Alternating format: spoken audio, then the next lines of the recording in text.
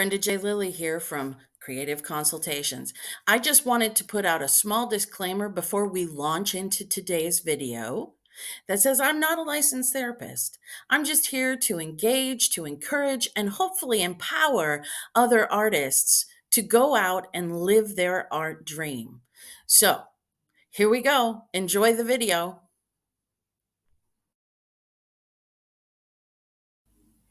Well, good Monday morning, everybody. It is Monday morning, December 16th. And I'm Brenda J. Lilly, and this is Creative Consultations Monday Morning Kickstart. I hope you enjoy this video. If you do, please subscribe to the channel, like it, and share it with everyone you know and love so that we can encourage each other to keep on becoming who we were created to be. All right, on with the video. I will see you on the flip side. Well, good Monday morning, everybody. It is Monday morning, December 16th. I've got my big Pooh Bear cup of coffee, which makes me happy, and I am ready to rock and roll. So I hope you are. We're going to jump right into the video. Oh, that's delicious. Goodness, do I love a good cup of coffee. So, the holiday season is upon us. It is in full thriving mode. And there is just a lot to do. This season seems to be really busy.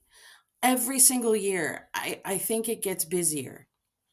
Last week, I talked about the importance of community. And here's the thing about community.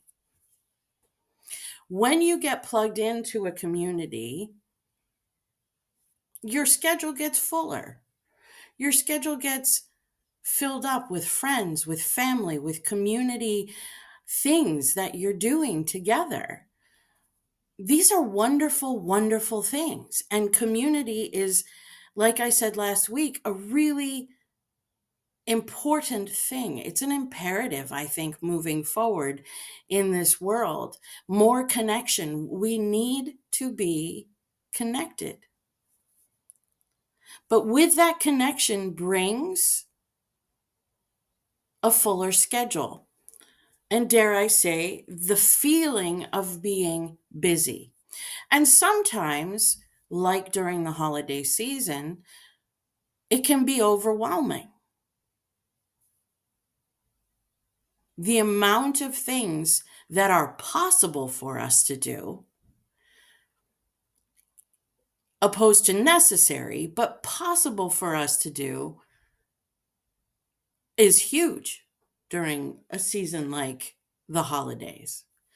But when you look at the entire year, every single season of the year, there are some seasons that may be slower than others, that may not have as many gatherings and community things to do. But I'm honestly finding that not really a truth anymore.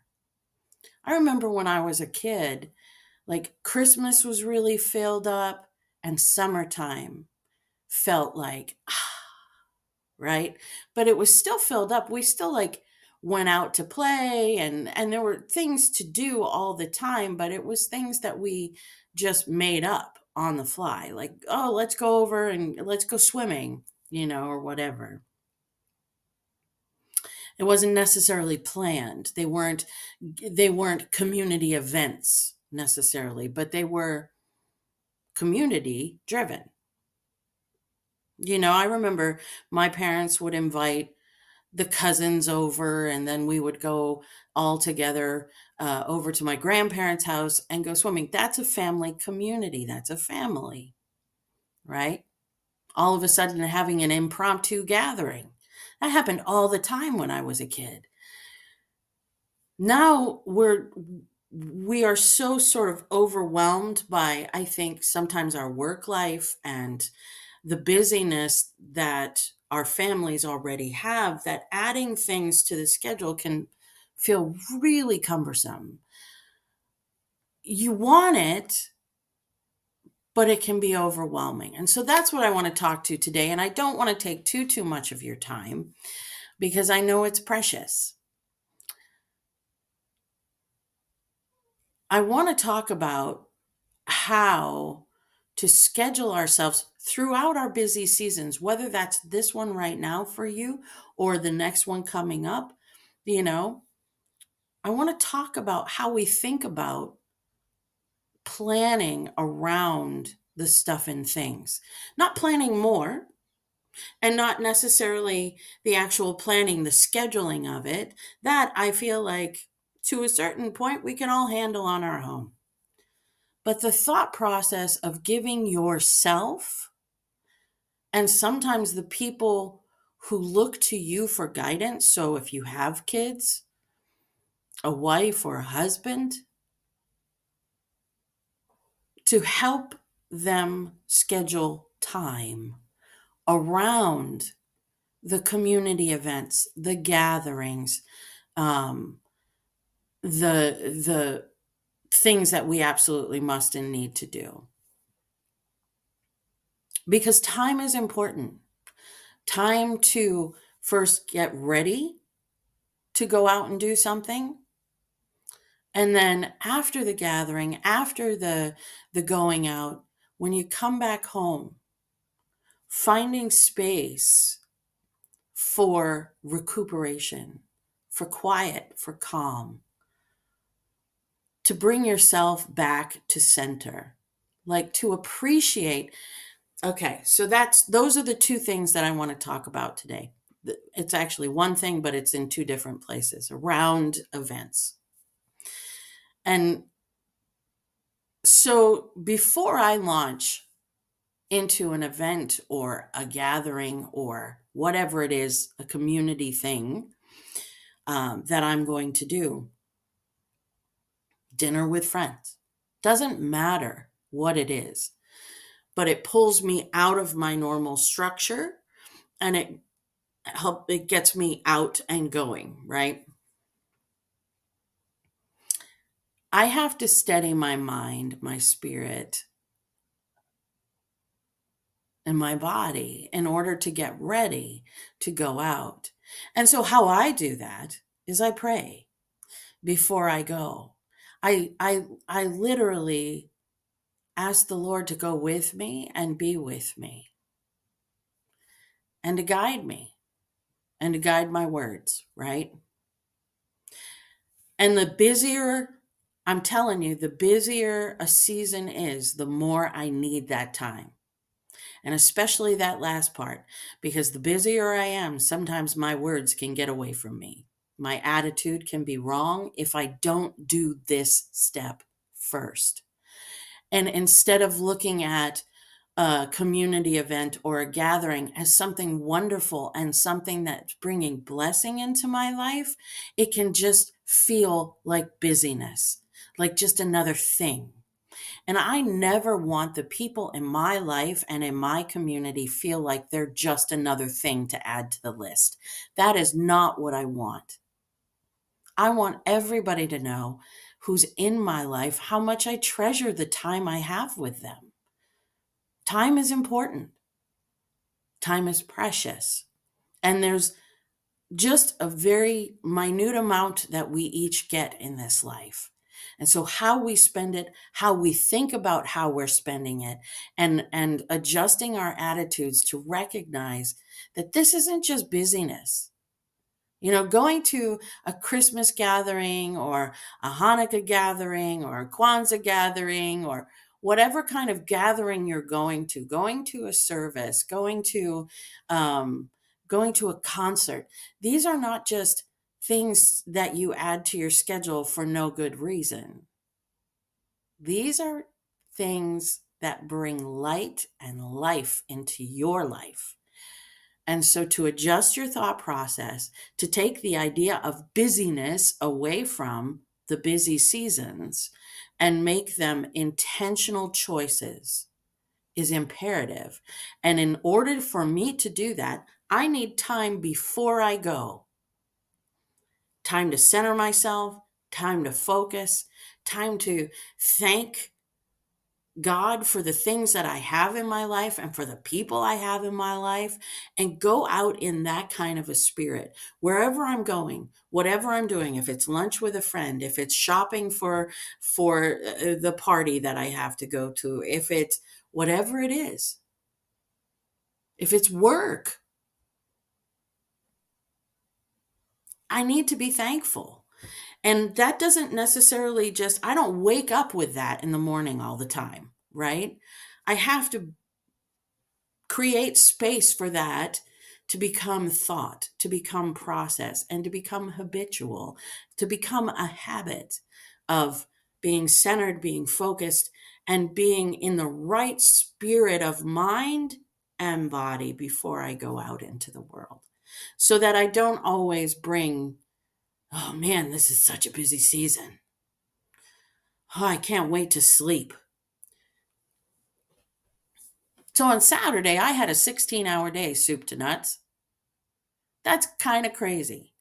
I was literally gone from my house for 16 out of the 24 hours of the day. And I had a invited dress rehearsal in the evening, but before that I had a full-on load in, set put together dry tech rehearsal and dress rehearsal. And then we had an audience in the evening. And then we loaded out, and then we loaded all our sets back into storage. I mean, it was a big, big day. And I started, and I knew it was going to be a big, big day. And so before I went into that big, big day, I sat down. I put on music. I focused. I talked to God, and I asked Him to just go before me. And boy, did He meet us. What a glorious day. Was it long? Absolutely.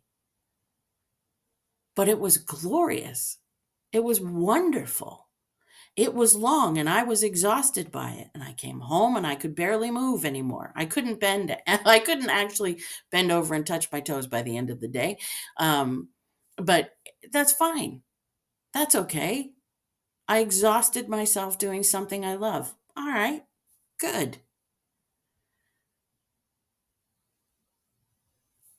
These moments cannot happen for me without starting off on the right foot.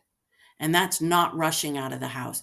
That's not saying sleep is more important than centering and focusing and getting my thought life correct.